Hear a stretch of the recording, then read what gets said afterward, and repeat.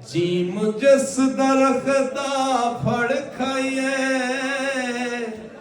जिन्हें भी पंजाबी बैठे हो ना, तुहाडी नजर कर रहे हैं कि जीम जिस दरख्त दा फड़ खाइए, ओ सुक जावे ओनू वड्डीए ना, ते जिन्नू यार कहिए ओदे नाल रहिए।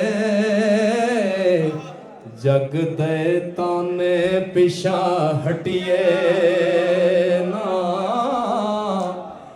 जदों पड़ प्रेम दी चाल लईए, लगे पार पावे ओनू सटिए ना।